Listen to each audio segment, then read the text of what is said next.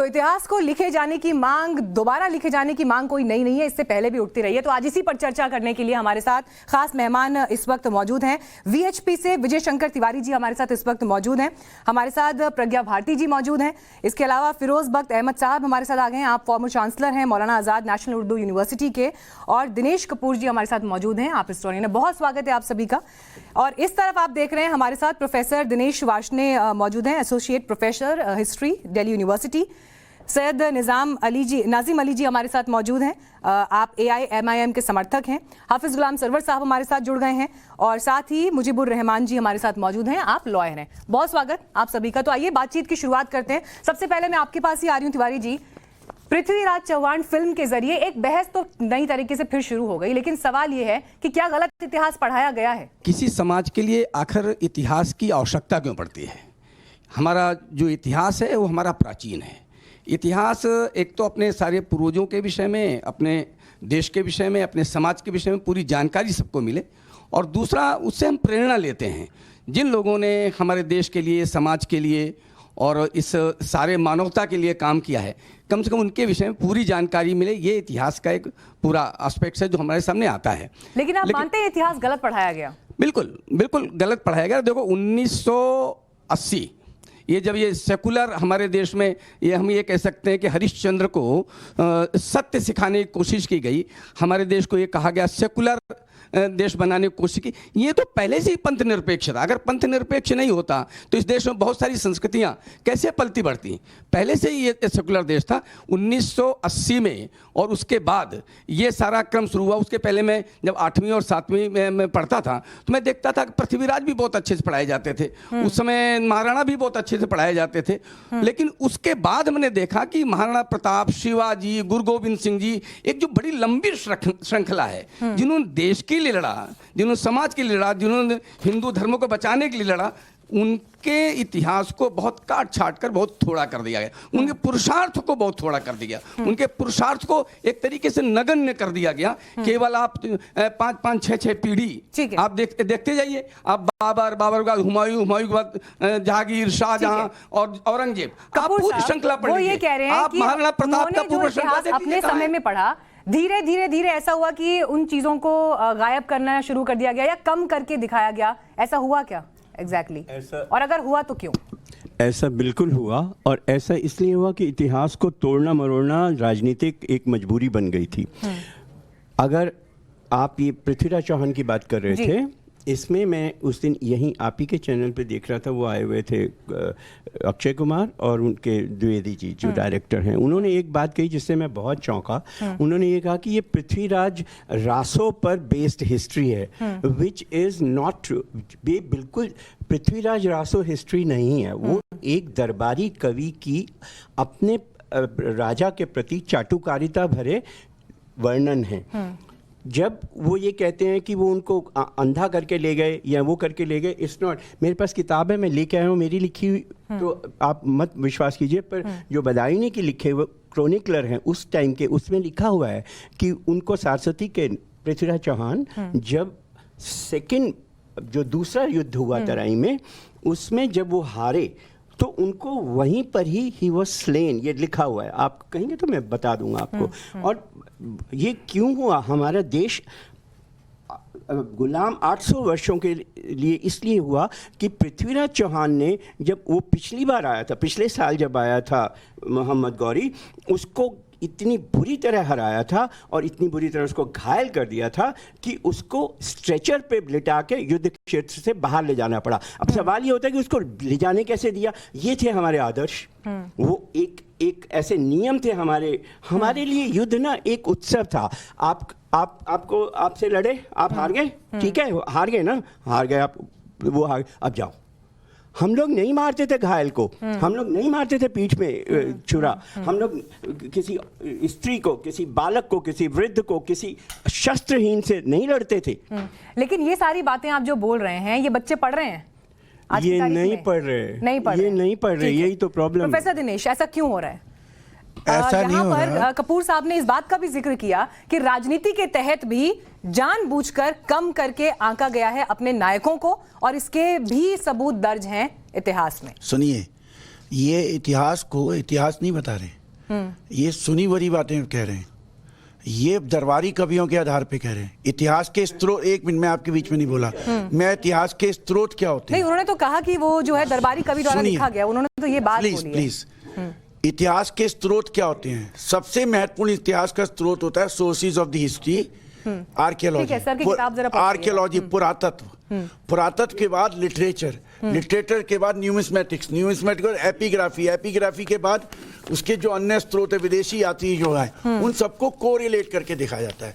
इतिहास शुरू होता है मानव के उद्भव से, इतिहास शुरू नहीं होता 11वीं शताब्दी से या 7वीं शताब्दी से। सर ऐसे तो फिर बहुत इतिहास हो जाएंगे ना। अभी बात हो रही है कि आपने क्या अपने नायकों को कम करके आंका है अपने इतिहास में, मुद्दा ये है। किसी नायक को कम करके नहीं देखा, पूरा सिलेबस पढ़ लीजिए आप, ऐसा नहीं है, आप इस बात पे कायम है। सुनिए, प्राचीन भारत के इतिहास में, मैंने अभी इनको वहां रूम में सिलेबस पढ़ के सिखाया था दिल्ली यूनिवर्सिटी का, पूरे हिंदुस्तान में वही सिलेबस पढ़ाया जाता है। बकायदा हम बताते हैं गुप्त शासक, बर्दन शासक, त्रिकूट पाटर, ट्राइपार्टाइट स्ट्रगल, त्रिपक्षीय स्ट्रगल, चोल, पाल, चुल, सारे पढ़ाया जाता है। दूसरी बात, प्रश्न सुन लीजिए पूरा। इतिहास क्या है?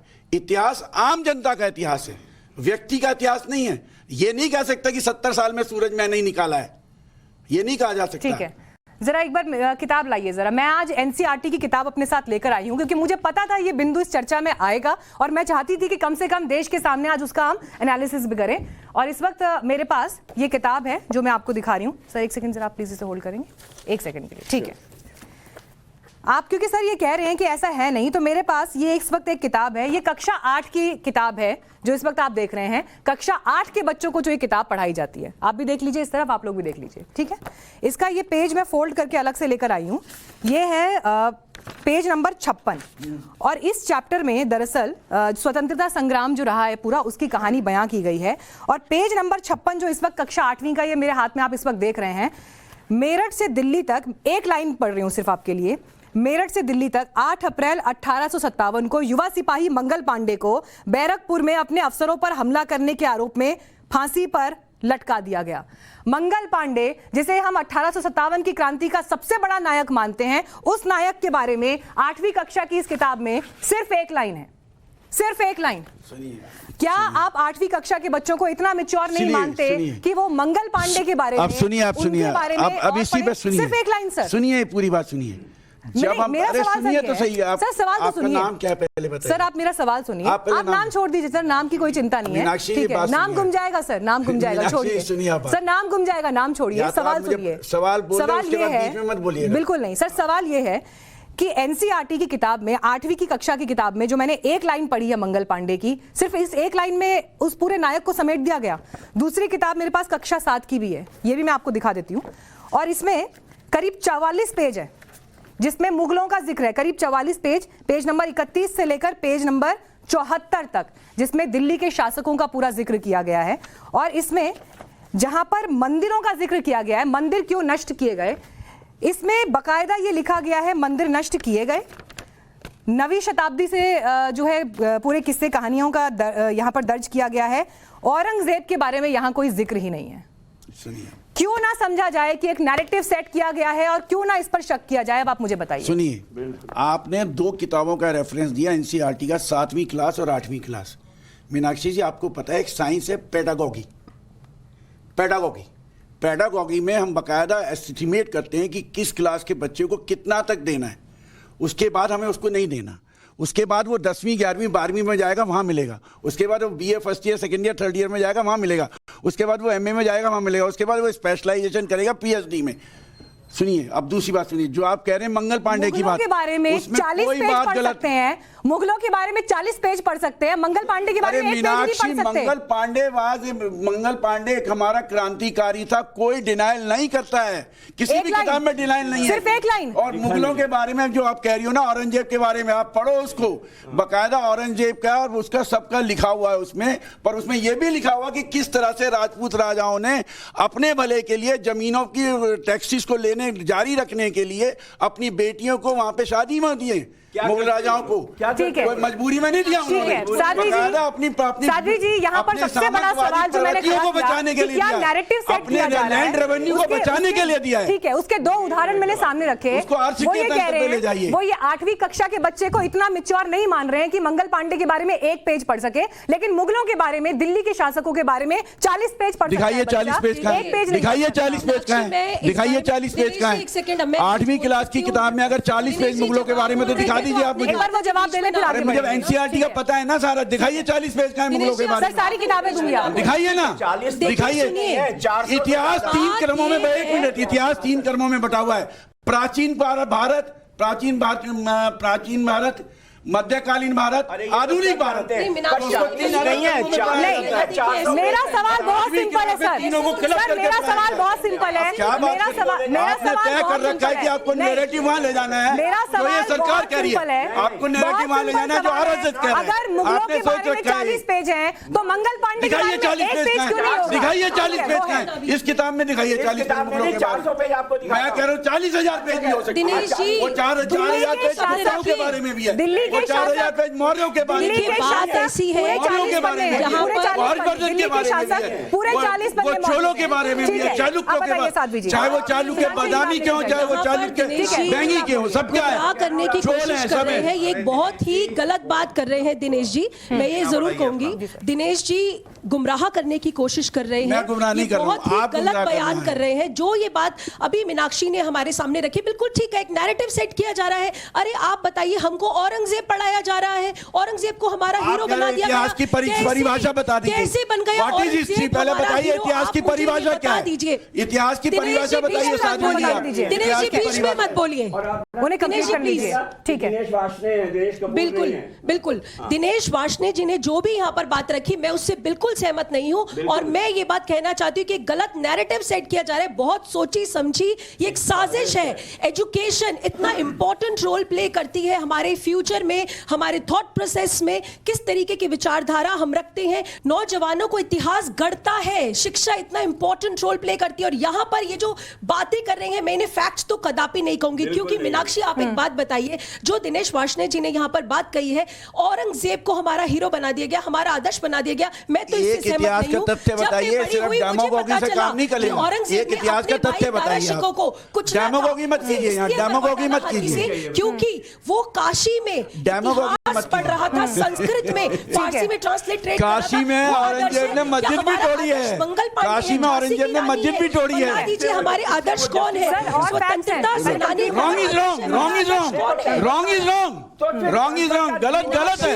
आप जो बोल रहे हैं वो भी गलत है, वो जो बोल रही है वो भी गलत भारत के है, माध्यम वो भी से गलत कहना है। चाहूंगी, कर लें, हाँ। क्योंकि आपका चैनल जन जन तक लोग देखते हैं। मैं इसीलिए आपके चैनल के माध्यम से ये बात कहना चाहूंगी कि समय आ गया है टू रीराइट द हिस्ट्री। समय आ गया है, वो जो जख्म पहले हमें इतिहास दिए की गए हैं, परिभाषा तो उनको बता दो दूर आप। किया जाए। ठीक है इतिहास की सर, आप इतिहास की परिभाषा इतिहास की पूछिए। परिभाषा नहीं, पूछिए ना सर, कि सुनिए, इतिहास है क्या? सुनिए मेरी बात, पूछिए ना उनसे पहले। सुनिए सर, मेरी बात सुनिए, एक सेकंड पहले वो क्यों नहीं पूछते आप? मैं सिर्फ आपसे ये पूछना चाहता हूँ कि मंदिर तोड़े गए थे किसके? हिंदुओं के? मठ भी तोड़ी गई। नहीं, आप मुझे बुद्ध विहार भी तोड़े अरे गए। आप मुझे जैन एक बात विहार भी तोड़े बताइए, गए। औरंगजेब पूरे विश्व में जहाँ जहाँ बस्तियाँ थी, सुनिए दिनेश जी, क्यों तोड़ गए? पूरे विश्व में जहाँ जहाँ बस्तियाँ थी, उन बस्तियों में एक लेयर पे दूसरा लेयर, दूसरे लेयर पे तीसरा लेयर, तीसरे लेयर पे चौथा लेयर मिलता है। आर्कियोलॉजिकली एस्टेब्लिश है। बेकार की बात कर रहे हैं आप। ग्रीस चले जाइए, दिनेश जी, चाहे यूनान दिनेश जी, चले दिनेश जी, जाइए, दिनेश जी, झूठ बोल रहे हैं आप। आप मुझे बताइए मंदिर क्यों तोड़ने पड़े? चले जाइए, क्यों तोड़े? भारत चले जाइए। आप मुझे ये बताइए, औरंगजेब ने मंदिर क्यों तोड़े? बुद्ध विहार भी तोड़े नहीं तोड़े? गलत तोड़े अगर तोड़े, मैं तो कह रहा हूँ आप बताइए कौन से बुद्ध विहार तोड़े? बोलो बुद्ध विहार तोड़ना भी गलत था। बोलिए जैन मत भी तोड़ने बोलिए आप, बोलिए आप कि जैनिज्म भी धर्म था। हिंदू धर्म से पहले बुद्ध और जैन धर्म था यहाँ। हिंदू धर्म से पहले बुद्ध और जैन धर्म था यहाँ। हिंदू धर्म नहीं था, लेकर हिंदू धर्म ब्राह्मण निकल कर आ जाता था। ज्यादा ऊंचा बोल सकता हूँ, मैं आपसे ज्यादा ऊंचा बोल सकता हूँ। मंदिर क्यों तोड़े? मंदिर क्यों तोड़े? ठीक है, ठीक है, मंदिर क्यों तोड़े? गुलाम सरवर, ठीक है, अब गुलाम सरवर बोलेंगे। गुलाम सरवर जी, इस बात में तो किसी को कोई डाउट नहीं होना चाहिए कि औरंगजेब तो किसी का हीरो हो नहीं सकता। इतिहास की किताबें सबने पढ़ी हैं, लेकिन मंगल पांडे पर एक चैप्टर है और अगर मुगल शासकों पर 40 पन्ने हैं तो क्या यह शंका पैदा नहीं करता कि एक तरह का नैरेटिव सेट किया गया है? और सबसे पहले मैं ये जानने की कोशिश करूंगा, ये किताब नई शिक्षा नीति लागू होने के बाद की है या पहले की? सर जो किताब अभी अवेलेबल है हम वो किताब अभी जो लेकर चल रहा है आए। एकदम बिल्कुल, करंट कर लिया। और मैं आपको ये बता दूं कि मैंने 5वीं से लेकर 10वीं तक की किताबें देखी, नहीं, दो सही किताबें किया, आपके लिए लेकर आई। सही किया। और बहुत अच्छा डिबेट आपने, बहुत विषय जो चयनित आपने किया उसके लिए बधाई। इतिहास मैंने जवाब दे रहा हूँ बिल्कुल पॉइंट टू। पहले थोड़ा माइक ऊपर कर लीजिए। पहले इतिहास को यह समझना कि इतिहास लिखने वाले, धार्मिक इतिहास अलग है, सांस्कृतिक इतिहास अलग है, राजनीतिक इतिहास अलग है, पारिवारिक इतिहास अलग है, और लिखने वालों की सोच उसके कलम से किताब तक उसके लेखनी में वो झलकता। अब लिखने वाले किस विचारधारा के हैं वो झलकेगा। ठीक है। अब देखिए, स्वतंत्र भारत में जो नीति बनी, पर गलती हुई, ये मैं कह रहा हूं, बिल्कुल गलती हुई। मैं कह रहा हूं, लेकिन एक इतिहास को नहीं छुपाया गया।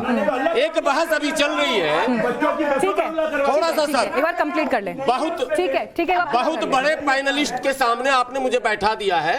मैं तो इन लोगों के शिष्य के लायक भी नहीं हूं। मैं सम्मान के साथ कहता हूं, ये सारे लोग गुरुजन हैं जो इतिहासकार आपने बुलाए हैं। ये मेरा सौभाग्य है कि मैं इस पैनल में आ गया हूं। मैं एक बात कहूंगा बड़ी ईमानदारी से कि केवल मंगल पांडे तक आप सीमित हैं। मंगल पांडे ही नहीं, कई ऐसे क्रांतिकारी हैं एक उदाहरण दिया जिनको कहीं ना कहीं किनारे लगाने की कोशिश की गई। वो क्या उनकी सोच थी लिखने वालों की? लिखने वाले उतने मुजरिम नहीं हैं जिन्होंने कलेक्शन किया स्टूडेंट्स के लिए अलग से। ये तो कई हिस्ट्री की किताबों से कलेक्शन किया जाता है ना, अचानक ये हिस्ट्री की किताब नहीं है। ये उसमें से चयनित शब्द होते हैं जो अलग से मैंने क्लास में डाले जाते हैं। कोर्स करेक्शन की जरूरत है। एक इतिहास और कोर्स करेक्शन की जरूरत है। एक इतिहास अभी बहस में सर, है। कोर्स करेक्शन की जरूरत है, मानते हैं। एग्जैक्ट, ठीक है, मैं लेकिन एक एडिशनल शब्द ले लीजिए मेरे से। ये बहस चल जानी चाहिए कि क्या जिस तरह से आक्रांता बाहर से आए, आक्रांता शब्द जब हम बोलते हैं तो हम एक विशेष समूह जो राजाओं का है उसकी ओर ध्यान देते हैं। क्या आर्यंस भारत में नहीं आए क्या बाहर से? ठीक है, आपके सवाल का जवाब लूंगी, उनको भी दे दीजिए, उनका भी एक बार पॉइंट जो है शामिल आ जाए। ठीक है, बताइए रहमान साहब, जरूरत है कोर्स करेक्शन की? अब चूक हुई। देखिए, कोर्स करेक्शन किया, हम किसी को फोर्स नहीं कर सकते वो क्या पढ़ें क्या नहीं पढ़ें। दूसरी चीज आपने कही कि मुगलों के बारे में जो है 40 पेज है। 40 बुक तो वैसे ही होगी ना जो मुगलों के बारे में आपकी थॉट के हिसाब से कोर्स नहीं होगा। वाली बात सुन तो लीजिए सर, आप जो कह रहे हैं वही है। स्कूल बुक जो है वो तय होती है, बकायदा एक सिस्टम है जिसके बाद वो तय होता है ना। उसके लिए रिसर्चर्स बैठते हैं, स्कॉलर्स बैठते हैं, साइकोलॉजिस्ट बैठते हैं, उसके हिसाब से वो डिसाइड करते हैं। पूरा बोर्ड होता है, वो डिसाइड करता है, एक आदमी नहीं डिसाइड करता है। पूरा एक बोर्ड होता है, उसमें वोटिंग भी होती है टॉपिक्स के लिए, चैप्टर्स के लिए। ठीक है, लेकिन यहां पर आपने कहा कि 40 पेज हैं और मंगल पांडे के लिए नहीं। मैं बता दूं कि ऐसे 1 लाख मंगल पांडे 1857 के अंदर शहीद हुए, 1 लाख से भी ज्यादा। हिंदुस्तान की सारी रियासतों के लोग, सारे जो मौजूदा लोग थे राजा, उन्होंने सबने मुगल को बहादुर शाह जफर को अपना नेता माना और उनके नेतृत्व में 1857 की लड़ाई की क्रांति की शुरुआत करी। तो अगर मैं कहता, और उन्होंने उसके लिए वो लड़े अंग्रेजों से, उसके बाद उनको रंगून भेजा गया और वो वहीं पर ही दफन हो गए, वापस भी नहीं आ पाए। 40 पेज तो कम है, अगर उनके लिए 40,000 पेज भी लिखे जाए तो हिंदुस्तान के लोग उनका आभार नहीं उतार सकते हैं। लेकिन आपने एक पॉइंट कहा, इन्होंने एक पॉइंट कहा, एक लाइन से मैं और जोड़ रहा हूं। जितनी मेहनत औरंगजेब और दूसरे उस तरह के मतलब बादशाहों पर की जा रही है, ये एक्सरसाइज जो हो रहा, क्या बहादुर शाह जफर का कहीं लंबा चौड़ा इतिहास लिखा गया क्या? मैंने मंगल पांडे से उदाहरण लिया, हिस्से में बांट सकता हूं। दारा शिकोह को आप अलग कर रहे हैं ना, दारा शिकोह भी तो उसी खानदान से है ना। एक मिनट, आपने उस बात का जिक्र नहीं किया कि टीपू के खिलाफ जो अंग्रेजों को सूचना दी वो किसने दी। आपने उस बात का जिक्र नहीं किया कि जो 1857 का मेरठ में विद्रोह शुरू हुआ उसके खिलाफ सूचना अंग्रेजों को किसने दी और भगत सिंह के खिलाफ गवाही किसने दी? उसमें लिखा हुआ है, इसमें वो भी लिखा हुआ है इस किताब में, उसमें नहीं जाओगे क्योंकि आपके नैरेटिव सपोर्ट। मीनाक्षी, आप उसमें नहीं जाएंगे। वो कंप्लीट कर लें, फिर आते हो। देखो दिनेश जी,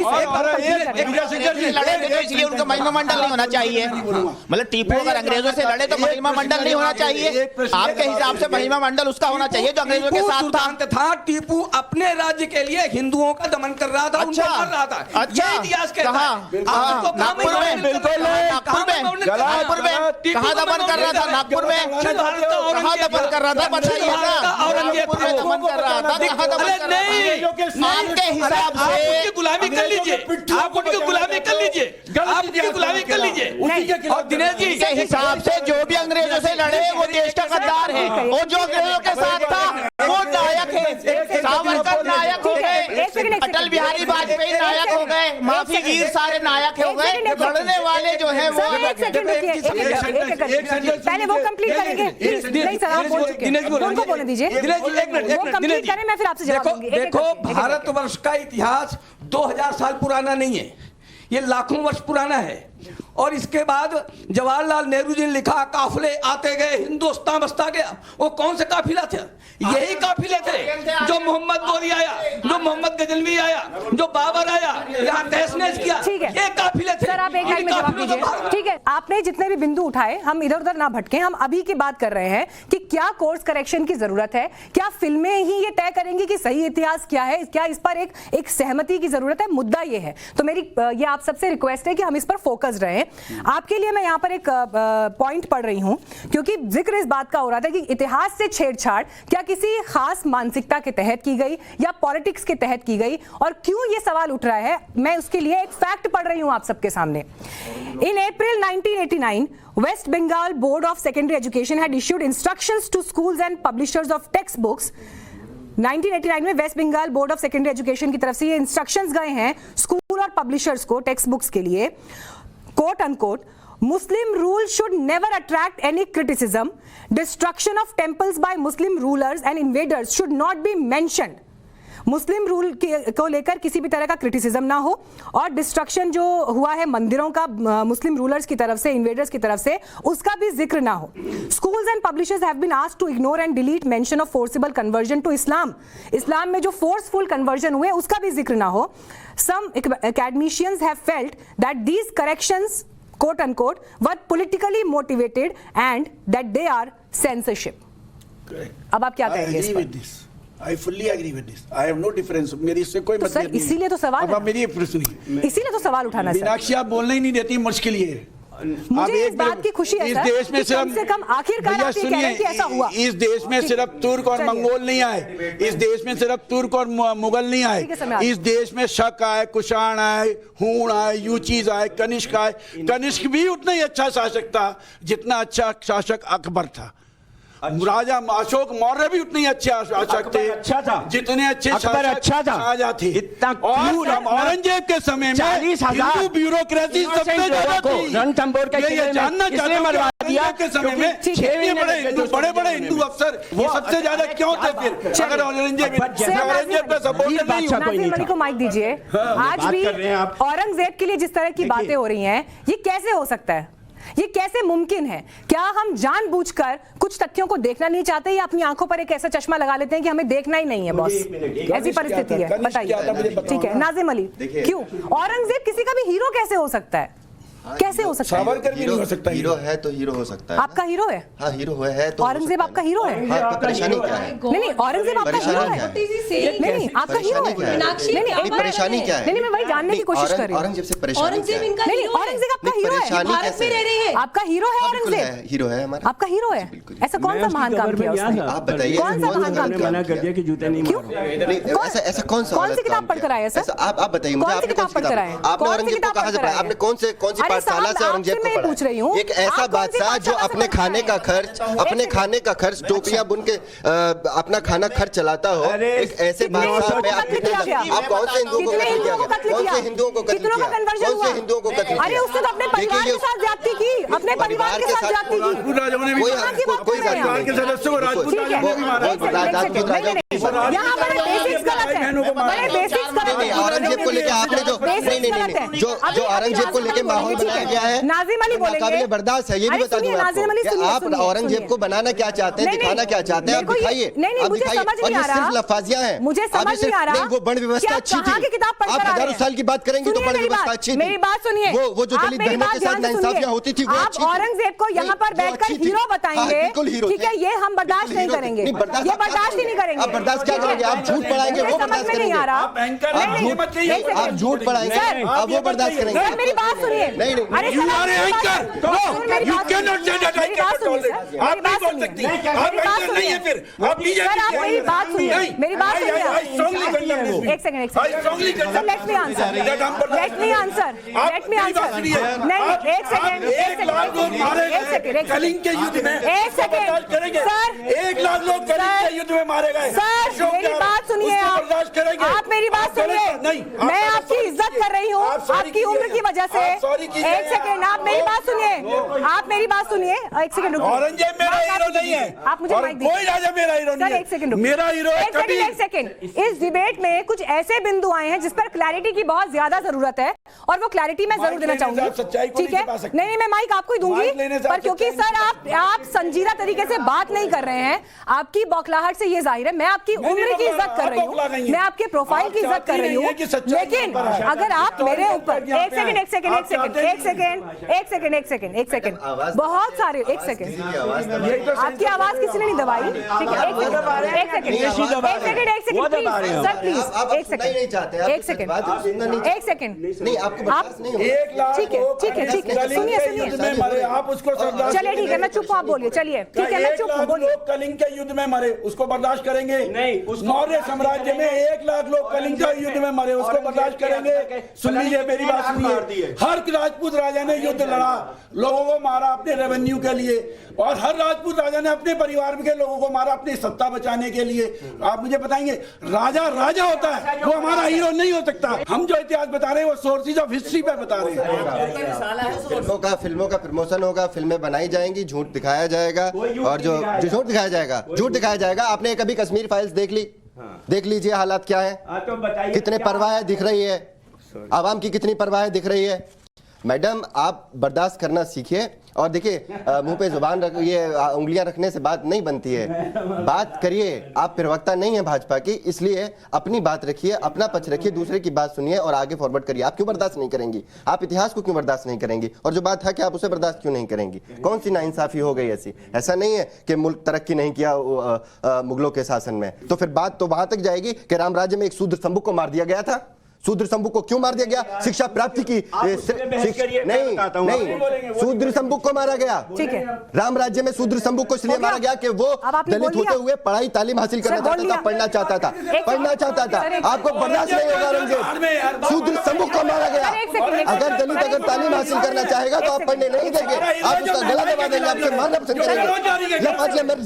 मैं बता रहा हूँ, शूद्र संबुक को मारा गया, शूद्र संबुक को मारा गया। ठीक है, पढ़ना गुनाह है सर, आपकी आवाज नहीं जा रही, तालीम हासिल करना गुनाह है, प्लीज नहीं। शूद्र संबुक को मारा गया तालीम हासिल करने की वजह से, क्यों? बेहतर था बाबर, एक सेकंड रुक, बेहतर था। एक सेकंड, मैं कार्यक्रम होस्ट कर रही हूँ ना, मेरी बात की कुछ अहमियत है, तो प्लीज 2 मिनट रुक जाइए। आप बोल चुके दोनों लोग, आप दोनों लोग जो कहना चाहते थे वो आप कह चुके हैं कंप्लीट, नहीं बोल पाए। अच्छा, अभी और क्षमता है आपकी? हाँ, है। अभी अनइंटरप्टेड 100 मिनट का पीरियड लेता हूँ लगातार, आपका भी 100 मिनट का पीरियड ले लूंगा। ठीक है सर, आप अरे बोलने तो दीजिए, आप बीच में इंटरप्ट करते हैं। अब सुनिए सर, ठीक है सर, आप पढ़ाते हैं, जरा सुन लीजिए ना, आप किसी कार्यक्रम में आए हैं, दूसरे लोग भी कुछ वहां पर बात कर रहे हैं, ठीक है? अब सुनिए जरा, 100 मिनट तक आप पीरियड लेते हो, 150-200 मिनट भी ले सकते हैं, उसमें कोई हमें आपत्ति नहीं है। हमारा कार्यक्रम जितनी देर का है उस हिसाब से चलेगा, ठीक है? एक सेकेंड, अब आप दोनों लोगों ने, ठीक है, आप दोनों लोगों ने जिस तरह से अभी बात की है, मुझ पर आप कितने भी तरह के निजी पहले उनसे बुलवाइए सर, रह गए। अरे सर सुन तो लीजिए, ठीक है सर, डीयू में पढ़ाते हैं, सुन तो लीजिए, हम भी थोड़ा कुछ आपसे बात करना चाह रहे हैं ना, एक बार सुन लीजिए, ठीक है? नहीं, मैं तो आपसे ही बात कर रही हूँ सर। Injustice एक बर्दाश्त सेकंड, नहीं है। यहाँ पर कोर्स करेक्शन हो रहा है तो पहले यहाँ का कोर्स करेक्शन होगा, पहले यहाँ का कोर्स करेक्शन होगा। और कोर्स करेक्शन इस तरह से होगा कि आप लोगों ने मेरे ऊपर जो निजी आक्षेप लगाए, कोई निजी आक्षेप जो नहीं आपने है। मुझ पर निजी आपने आक्षेप कहा ये लगाए, इतिहास बर्दाश्त ठीक नहीं है। होगा। कौन सा इतिहास बर्दाश्त नहीं औरंगजेब को होगा? अगर आप कहेंगे हमारे लिए कि कोई राजा औरंगजेब हीरो की नहीं अगर है। आप तारीफ कोई राजा करेंगे, हीरो नहीं है। औरंगजेब अगर और- आपका हीरो है तो मैं इस बात को कभी नहीं तुम्हारा हीरो कौन है मानती। फिर? मेरा आपका हीरो हीरो कौन है? औरंगजेब नहीं है। आपका हीरो कौन है? मेरा मोदी जी? हीरो औरंगजेब नहीं आपका हीरो कौन है। है? मेरा हीरो औरंगजेब नहीं है, ठीक है।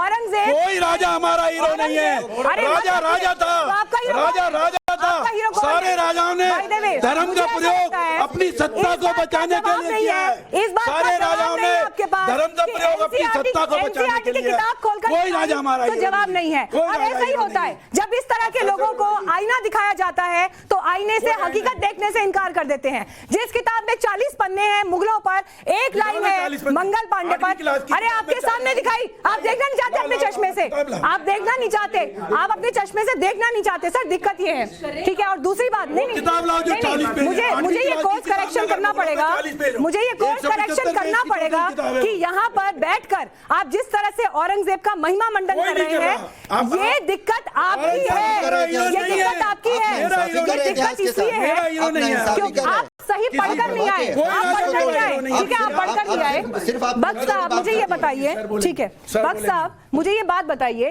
कि आज एक राष्ट्रीय चैनल पर बैठकर जो लोग औरंगजेब को अपना हीरो बता रहे हैं, कौन सी किताबें पढ़कर आए हैं, कौन सी किताबें पढ़कर आए हैं? और जब इन लोगों से सवाल पूछ लिया जाता है तो इन्हें ऐसा लगता है कि दूसरा इंसान बीजेपी का है।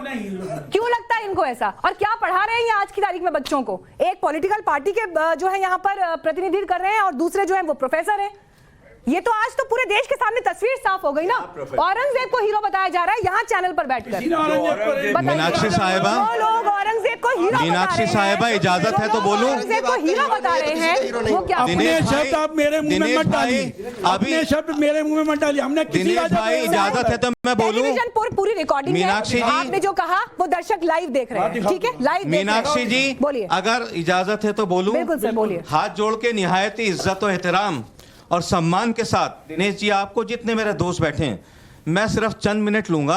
35 मिनट बाद मुझे मौका दिया गया है, कोई मुझे इसकी फिक्र नहीं है। मैं टेलीविजन के ऊपर अपना चेहरा देखने नहीं आता, मैं वो सही बात करने आता हूं जो हिस्ट्री में सही उसको जायज ठहराया जाएगा। मैं एक प्रैक्टिसिंग मुस्लिम हूं। ये जो डिबेट है मीनाक्षी साहिबा, मुझे उससे कोई गर्ज नहीं है कि औरंगजेब को कौन हीरो समझता है, कौन जीरो समझता है। मैं चाहता हूं कि आज की तारीख के बाद जो अब हमारे 75 साल मनाए जाएंगे, उसके बाद जो तारीख पढ़ाई जाए हमारे बच्चों को, ठीक है, पहली जमात से लेकर 12वीं जमात और हायर स्टडीज़ में भी वो सही तारीख पढ़ाई जाए। मैं सब जगह तारीख के डिस्कशन में बैठता हूं। मैं रिक्वेस्ट करूंगा कोई बीच में ना बोले। मैं GNU में भी बैठता हूं, AMU में भी बैठता हूं, मानू में DU में भी बैठता हूं। और मैंने एक मीटिंग अटेंड की थी, संघ की मीटिंग थी, उसमें मैंने संघ के कार्यकर्ता अरुण कुमार को, जो उनके हिस्ट्री के जो प्रचारक हैं और उनके एक्सपर्ट हैं, उनकी मैंने एक बात सुनी। उन्होंने एक छोटा सा वाकया बताया चांदनी चौक का। जब अंग्रेजों से हिंदुस्तानी लड़ रहे थे, हिंदू मुस्लिम सिख ईसाई आपस में लड़ रहे थे, तो चांदनी चौक में एक राम प्रसाद गुड़ वाले थे। वो क्या करते थे, जो एक्टिविस्ट थे, जो अंग्रेजों के खिलाफ लड़ रहे थे, हिंदू मुसलमान मिलके, वो क्या करते थे कि उनको पैसा देते थे कि अंग्रेजों के खिलाफ लड़ो। तो ये उनकी पूरी फैमिली को 60 मेंबर्स को ख़त्म कर दिया गया। ये चीज़ें हिस्ट्री में नहीं हैं। और नॉर्थ ईस्ट के बहुत से लोग थे, उनका कोई जिक्र नहीं है, साउथ का कोई जिक्र नहीं है। अलावा इसके एक बात और है, मैं कहना चाहूँगा, उसी मीटिंग में मैंने अरुण कुमार जी को, बहुत से लोग आए हुए थे, मैंने बताया, उन्होंने एक बहुत अच्छी बात कही। चाहे वो वामपंथियों के द्वारा लिखी हुई, दिनेश जी, हिस्ट्री हो, अंग्रेज़ों के द्वारा लिखी हुई हिस्ट्री हो, मुसलमानों के द्वारा हिस्ट्री लिखी गई हो, सारे अच्छे पॉइंट्स रखेंगे, लेकिन जो गलत बातें हिस्ट्री में हुई उनको हम दरगुजर करेंगे, अपनी हिस्ट्री नहीं लिखेंगे। अब मैंने उनको एक बात बताई, मैंने कहा जब हिंदुस्तान एक था, स्वात वैली अफगानिस्तान के बॉर्डर से लेकर कन्याकुमारी तक, उस जमाने में 5 लाख ये जो हमारे उलमाए दीन थे, उनको अंग्रेजों ने उनका सर धड़ से अलग किया था, उनकी लाशें लटकाई गई थी। हिस्ट्री में वो भी आना चाहिए। हिस्ट्री में ये भी आना चाहिए कि ये जो उलेमा था, हिंदू मुस्लिम सिख ईसाई, 1916 में काबुल के अंदर काबुल के अंदर रेशमी रुमाल तंजीम थी, महाराणा प्रताप सिंह हिंदुस्तान के वहाँ राजा बने थे, और मौलाना हुसैन अहमद मदनी के जो बड़े भाई थे वो वहाँ पे प्राइम मिनिस्टर बने थे। औरंगजेब का महिमा मंडन यहीं पर आपके सामने, आपके बगल में जो साहब बैठे हैं वो करते हुए दिखाई। सर एक सेकंड रुकिए ना, डिबेट मैं कंडक्ट कर रही हूँ। बिल्कुल सर जो कोर्स करेक्शन करना है वो करेंगे हम, जो कोर्स करेक्शन करना है वो करेंगे, आपको पसंद हो या ना पसंद हो। आपने अपनी राय दी, उन्होंने नहीं दी है, वो भी बोलेंगे। आपकी राय हर किसी पे हावी नहीं होगी यहाँ पर। प्लीज अपने आप को थोपना बंद करिए। आप लगातार बुली करने की कोशिश कर रहे हैं, मत थोपिए। You are bullying. Please let him complete. आप मुझे सवाल करें, पूरे सवाल आप पहले कंप्लीट करें। आप बोलिए सर। ठीक है, देखिए, एक सेकंड मैं बोलूं? बिल्कुल। मैं अपनी बात हमेशा घुमा कर रखने का आदी हूं। मुझे आप लोगों ने कहा भी कई बार कि घुमाते क्यों हैं। एक हिंदू शब्द है, उसका संस्कृत में जब अर्थ निकालेंगे ना तो एक अर्थ ये भी आता है कि वो समंदर जैसा, माने ओशियन और रिवर और बहुत सारे मीनिंग उसके बताए गए। भारत में जहां मर्यादा पुरुषोत्तम भगवान श्री राम को आदर्श मानने वाले करोड़ों हैं, वहीं इसी भारत में रावण के भक्त भी हैं। ये भारत की महानता है। नहीं, रावण नाम ने तैमूर नाम यहाँ रख लेते हैं बच्चों का, रावण नहीं रखता कोई। रावण नाम है। अरे अभी एक नेता आपका रावण है, क्यों टीवी पर नाम लीजिएगा? वो घूम रहा पूरे भारत में, भाषण कर रहा, चुनाव लड़ रहा। आप सर समझा कीजिए बात को। देखिए यही चीज है यहाँ भारत की महानता में। एक ये भी है कि जहां लोग राम के भक्त हैं वहीं रावण के नाम लेने वाले भी मौजूद हैं। अगर किसी का आइडियल औरंगजेब है, सुन लीजिए, किसी का आइडियल औरंगजेब है तो आप उस पर जब्र नहीं कर सकते हैं। उसको क्या उसके अंदर दिख रहा है, औरंगजेब के अंदर क्या खूबी, वो उससे आप पूछ सकते हैं क्यों तुम मानते हो आइडियल। हम नहीं मानते हैं, आप नहीं मानते हैं, सुन लीजिए सरवर सारे लोग नहीं मानते हैं, लेकिन भारत में रहने वाले अगर कोई मानते हैं तो आप ये नहीं कह सकते हैं कि ये तो होने ही नहीं। ठीक है, मैं सिर्फ ये कहना चाहूंगा, सुनिए सरवर साहब, आपने लफ्ज हिंदू इस्तेमाल किया। मैं कहना चाहूंगा हिंदुस्तान के 95% हिंदू, दे आर काम cool and compose like cucumber, ठंडे हैं। लेकिन हम लोग कुछ इस तरह की बातें करते हैं, वर्गला देते हैं, उनको भड़का देते हैं, इंसाइट कर देते हैं। उससे हम लोगों को, मुस्लिम कम्युनिटी को बचना चाहिए। आप अच्छी बात कर रहे हैं, बैलेंस करना चाहिए हमें। ठीक है सर, कपूर साहब को दीजिए। मैं अब मेरी बात जरा 10 सेकंड के लिए सुन लीजिए। इस देश में सिर्फ 4 जो इस धरती की मिट्टी से पैदा हुए हैं वो 4 रिलीजन हैं, हिंदू, बुद्ध, जैन और सिख। जो इस्लाम धर्म आया है वो बाहर से आया है, सऊदी अरेबिया से, टट्टुओं पे जब वो घोड़ों पे दौड़ाते हुए आए थे, उनका धर्म है ये। वो यहाँ आए, उन्होंने जबरन इस देश पे काबू किया, हमने उनको भी स्वीकार किया। हमने ऐसा नहीं कि हम लोग गुलाम रहे, हमने उनसे लड़ाई भी की, हारे भी, जीते भी, लेकिन उनको हमने स्वीकार किया। अब वो ये चाहते हैं कि साहब जिस घर में हम लूटने आए थे उसके मालिक बन जाएं। बिल्कुल सही कहा दिनेश भाई, हमारा डीएनए एक है, जैसे सरसंघ चालक ने कहा था, मोहन भागवत ने, हम इसी धरती के हैं, इसी मिट्टी के बने हुए हैं। ठीक है, आज मुसलमान है, बिल्कुल ठीक है, हम we are rooted to our religion, लेकिन हमारा मजहब कहता है हुब्बुल वतनी निस्फुल ईमान, हमारी आधी फेथ आधा इस्लाम। मुल्क से जिस जमीन पे रहते हैं मोहब्बत करना है, बाकी सब आधा है, उसको हमें फॉलो करना चाहिए। We don't follow prophet Mohammed peace be upon him. अगर हम उनको फॉलो कर लें तो सारी समस्या खत्म हो जाए। मुस्लिम should not be under scanner. मैं ये कह रहा हूँ कि ये जो हमारे घर में घुस के हमारे घर के मालिक बने कुछ सालों के लिए, अब ये अपना ये जिद छोड़ दें, वो नहीं रहा, गज़बा हिंद नहीं बनेगा, गज़बा हिंद नहीं बनेगा, ये इसको गज़बा हिंद नहीं बनेगा। मैं जिससे जवाब लूंगी वो भी बोलना चाहते हैं। सबसे पहले आप देखिए, प्रागैतिहासिक भारत, प्री हिस्ट्री में किसी भी देश का जो गॉड था या गॉडेस थी, देवी या देवता, वो सब प्राकृतिक थे। सूर्य देवता, जमीन देवता, इंद्र देवता, क्योंकि नेचर को वो उससे इफेक्टेड थे। उसके बाद उसमें पुरुष की या महिला की आकृतियां लगी, वो सब हमने लगाई। हर धर्म का पैदावार हमने किया है। अब अगर आप कहते हैं कि इस्लाम बाहर से आया, तो बुद्ध धर्म भी तो यहाँ से गया, श्रीलंका में गया, थाईलैंड में गया, वहां पे वो राज कर रहे हैं ना भाई, वहां पे राज कर रहे हैं ना। आप कह दोगे जी वो आक्रांता है, नहीं। ये माइग्रेशन और अमालगेशन की थ्योरी पढ़िए। दूसरा आप जो कह रहे हो, आपका एक भी प्राइमरी सोर्स आपने कोट नहीं किया। सर मुझे पूरा का पूरा गलत इतिहास बोल रहे हो। एक बात बताइए, ये रेशियल डिस्क्रिमिनेशन, नहीं, चिल्लाने से कुछ नहीं होगा, चिल्लाने से बात नहीं बनेगी। बच्चों को जहर मत दीजिए। ठीक है, ये गलत बोल रहे हैं आप जहर दे रहे हैं। मीनाक्षी जी। बात ऐसी है कि दिनेश जी बिल्कुल यहाँ पर बैठे हुए अपमान कर रहे हैं हमारे देवी देवताओं का। भारत में अवतारवाद का सिद्धांत है, देवी देवता अवतार लेते हैं। कैसी बात करते हैं ये? भगवान राम ने अवतार लिया, मां सीता ने अवतार लिया, शिव शक्ति हुए। ये किस तरीके की बात करते हैं? और एक बात मैं जरूर यहाँ पे कहना चाहूंगी, क्योंकि बार बार निरंतर गंगा जमुना तहजीब का हवाला दिया जाता है। जानते हैं ये क्या बात है? मैं बताती हूँ।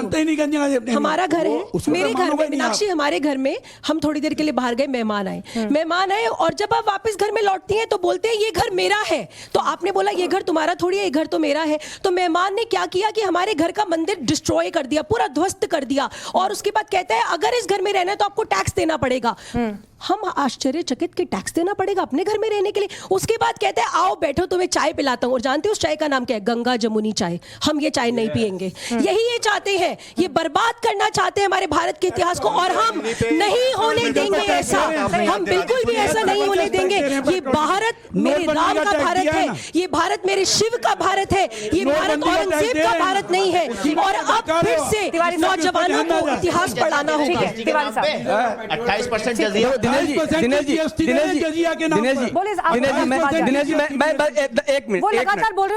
मैंने प्रारंभ में ही अपनी एक बात रखी थी कि ये भारत 2000 साल पुराना। मैं बस एक बात क्लियर करना चाहती हूँ, मैं जिसे बोलने के लिए कह रही हूँ आवाज उसी की जा रही है। दिनेश जी, आपकी कम्युनिटी ने, आप प्रोफेसर कहते हैं तो प्रोफेसर लोगों ने ही उसके पहले के सारे इतिहास को माइथोलॉजी कह दिया, यानी सारा मिथक हो गया, सारी कहानियां हो गई, भारत का इतिहास खत्म हो गया। और अगर उस इतिहास की हम चर्चा करते हैं, एक मिनट, अगर महाभारत की चर्चा करते हैं, महाभारत, एक मिनट, अगर महाभारत की चर्चा करते हैं वो माइथोलॉजी है, अगर रामायण की बात करते हैं वो माइथोलॉजी है, अगर राम की बात करते हैं वो माइथोलॉजी है। यानी भारत के 2000 साल के पहले के सारे इतिहास को माइथोलॉजी कह करके भारत की उच्चता को नकारने का इन्होंने काम किया, ताकि दुनिया में एक जो फैली हुई संस्कृति थी, जो दुनिया के सामने दुनिया को राह दिखा रही थी, उसको खत्म करने का काम इन लोगों ने किया है। ये धक्कर में किया है, उसको दोबारा लिखने की आवश्यकता है। प्लीज एक सेकंड। ठीक है सर, आप उन्हें कह रहे हैं कि वो मान्यताओं की बात कर रहे हैं, माइथोलॉजी की बात कर रहे हैं। मैं आपसे फैक्ट की बात करूंगी अब, ठीक है? मेरे को फैक्ट पर आप जवाब दीजिएगा। और इस वक्त मेरे हाथ में ये एक पेपर है, मैं चाहूंगी कि जरा आप इस पेपर को जरूर दिखाएं। ये पेपर जो इस वक्त आप देख रहे हैं, ये दरअसल एक आरटीआई का जवाब है जो एनसीईआरटी की तरफ से दिया गया 18 नवंबर 2020। अब मैं इसको पढ़ रही हूं आपके लिए। दरअसल एनसीईआरटी से ये सवाल पूछा गया कि जो रेफरेंस दिया गया है किताब में कि मुगल्स ने हिंदू मंदिरों को तोड़ा और उसके बाद उन्हें बनवाया, ये कहां से आया?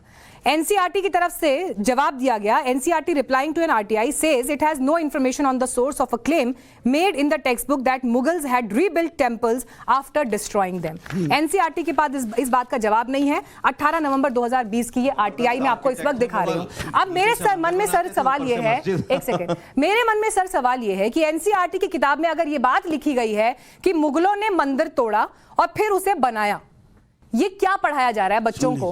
और क्यों ना ये माना जाए कि ये एक मानसिकता के तहत, एक पॉलिटिक्स के तहत पढ़ाया गया है? बड़ी अच्छी बात, मैंने आपको पहले भी ये बताया था कि मंदिर टूटना या बुद्ध विहार टूटना या जैन विहार टूटना या मठ का टूटना, ये सब राजाओं ने अपनी पॉलिटिक्स को, अपनी सत्ता को बचाने के लिए किया। नहीं, 2020 का पूछ रही हूँ सर। इस पे भी आ रहा हूँ, सुनिए, इसी पर जवाब दीजिए, टाइम कम है सर मेरे पास। बैकग्राउंड में जाऊंगा नहीं, आप बताइए। नहीं, आप मुझे इस पर बताइए सर, ये क्यों पढ़ाया जा रहा है? I am very sorry Meenakshi, history can't be taught in one sentence. I am very sorry. Sir, a clear answer Then can be given in 1 second. Professor to teach in one sentence. Sir, you know what is happening? Sir, what is happening? आप क्या कर रहे हैं sir? बार-बार कि जो मैं आपसे बात पूछ रही हूँ आप उस पर नहीं जा रहे, आप बार-बार हिंदू राजाओं पर जाते हैं, ठीक है? लेकिन आप मुझे ये नहीं बता रहे कि बच्चों को ये क्यों पढ़ाया जा रहा है कि हिंदू मंदिरों को तोड़ा गया और फिर उनको मुगलों ने वापस बनवाया। और एनसीईआरटी के पास अगर इस बात का जवाब नहीं है, अगर आरटीआई में, आप मुझे इस पर क्लियर जवाब दीजिए। जितने भी रिलीजियस इंस्टॉलेशंस होती थी उन पे राजा लोग अटैक इसलिए करते थे, वो अपनी सत्ता को बचाने के लिए। फॉर उदाहरण के लिए औरंगजेब ने पहले सालों में कभी ये नहीं कहा कि मेरी इस वो जो उसको जो कहते थे कि सत्ता का इस्लाम खतरे में है, जो एक वर्ड यूज होता है, क्या कहते हैं उसको? सुनिए भाई सुनिए, वो जब साउथ इंडिया में फंस गया और उसने देखा कि मैं आगरा नहीं लौट पाऊंगा, तब उसने वो वर्ड यूज किया, to save his political rights, to save his power. Power was the main motive, never the benefit of the people, whether it was Kanishka और अशोक और अकबर और Aurangzeb, all were the rulers. As today is the ruler of honorable prime minister who has taken the tax from नोटबंदी से अब तक ले ही ले रहे हैं जनता से, दिया कुछ नहीं है, जिसको ये बात नहीं करना टिप्पणी करने दें. तो मतलब ये जो मंदिर है, ये मंदिर आज की सरकार ने तुड़वाए हैं?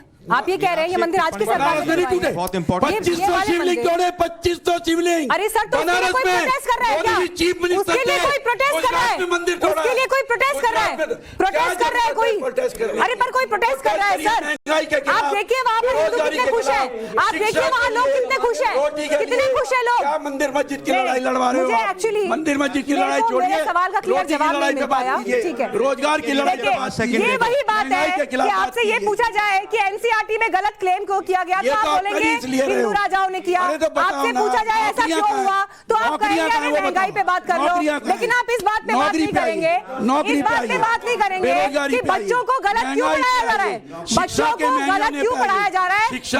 एक पढ़ाने वाले प्रोफेसर इस बात का जवाब नहीं देंगे कि बच्चों को गलत क्यों पढ़ाया जा रहा है. ठीक है, मैं क्लोजिंग रिमार्क्स के लिए आ रही हूँ, मैं क्लोजिंग रिमार्क्स के लिए आ रही हूँ. रेमान जी, क्लोजिंग रिमार्क ठीक है आपकी तरफ से, और फिर आपसे लूंगी बस क्लोजिंग रिमार्क्स. बताइए. देखिए, बात हो रही है औरंगजेब की. अब कोई कह रहा है कि अच्छे थे, कोई कह रहा है हीरो नहीं थे. बात ये हो रही है सर कि गलत बात क्यों पढ़ाई जा रही है बच्चों को, इससे लेकर क्या कोर्स करेक्शन की जरूरत है. अंडरलाइन बता दें कि ये चीज जो है, ये वाली बुक में ये पेज, ये लाइन गलत है. कहीं ऐसा है ही नहीं, गलत भी पढ़ाया जा रहा है. अगर मुगलों की बात पढ़ाई जा रही है तो आपको लग रहा है कि गलत पढ़ाया जा रहा है. अरे सर, मैं पेपर आरटीआई हाथ में लेके खड़ी हूँ आपके सामने, देखिए इसे. नहीं है ये, उसका प्रूफ सर, आरटीआई लेके खड़ी हूँ आपके सामने. नहीं है, एक आदमी ने आपके पास भेज दी, ये प्रूफ नहीं है. अरे सर, आरटीआई लेकर खड़ी हूँ होने का प्रूफ. ये आप आरटीआई को भी नहीं मानते? आरटीआई का रिप्लाई प्रूफ नहीं है अपने आप में. एनसीईआरटी ने जवाब दिया है, एनसीईआरटी ने जवाब दिया है. एनसीईआरटी ने जवाब दिया है, मुझे फुल फॉर्म भी याद है. प्रीति विहार दिल्ली में एनसीईआरटी के जवाब का कोई आपके लिए मायने नहीं है, कोई मतलब नहीं है. ये रिप्लाई है सिर्फ, ये प्रूफ नहीं है. अरे सर, जवाब अंग्रेजी में जवाब को रिप्लाई ही कहते हैं. क्या बात कर रहे हैं आप? ये जब उन्होंने कहा है कि गलत हिस्टोरिकली नहीं, मुझे मालूम है ये एक रिप्लाई है. ये सिलेबस है दिल्ली यूनिवर्सिटी की, वहां पर ये सिलेबस है दिल्ली यूनिवर्सिटी ऐसा है. मुझे ये बात बताइए आप, मैं एनसीईआरटी की इनको कॉपी दिखा रही हूँ, ये इसे मानने के लिए तैयार नहीं है. मैं इन्हें ये बता रही हूँ कि कैसे वेस्ट बंगाल में ये आदेश दिया गया कि मुस्लिम्स की एट्रोसिटीज नहीं पढ़ानी है. अगर हर चीज के लिए आंख मूंद ली जाएगी तो सुधार की शुरुआत कहां से? बिल्कुल दिनेश भाई, मेरे बड़े भाई दिनेश भाई, एक सेकंड मैं बात पूरी कर लूं. सुनिए, ऐसा है, देखिए ऐसा है, मैं एज अ प्रैक्टिसिंग मुस्लिम मैं बात एसिमिलेशन की करूंगा. ये बड़ा इंपॉर्टेंट टॉपिक है, हिस्ट्री का टॉपिक है. हिस्ट्री या तो बिगाड़ देगी या बना देगी. हिंदुस्तान बना हुआ है अल्लाह के शुक्र से, आगे भी बनाने के लिए हिस्ट्री में जो गलतियां हुई हैं उनको सही करना चाहिए. हाँ जी, एक फितरत है इस कौम की रही है हमेशा. जब कारगिल जीत गए थे तो एक जनरल गया परवेज मुशर्रफ के पास कि हम कारगिल हार गए, तो वो बोला कि हारेंगे तो तब जब मानेंगे. ये लोग नहीं मानेंगे, ये लोग नहीं मानेंगे. जब तक हम मानेंगे नहीं तो औरंगजेब अच्छा ही होगा. मुझे हम नहीं मानेंगे, हम इतिहास के तथ्य भी नहीं मानेंगे. जो बात यहाँ पर अभी प्रोफेसर साहब ने कही, उनके तरफ से ये आया कि अगर आप मानने के लिए ही तैयार नहीं होंगे, वो भी तब जबकि तथ्य आपके सामने रखे जा रहे हैं, तो इससे आगे की बात कैसे होगी. लेकिन ये इस बातचीत के जरिए हमारी कोशिश थी कि दोनों पक्षों की आवाज आपके सामने आए. तय आपको करना है, आपको क्या सही लगता है, क्या गलत लगता है, बच्चों की शिक्षा, उन्हें क्या पढ़ाया जाना है, देश के नायक कौन होने चाहिए, और उनके लिए अगर बहस के जरिए एक बेहतर रास्ता निकलता है तो ये एक अच्छी शुरुआत कही जा सकती है.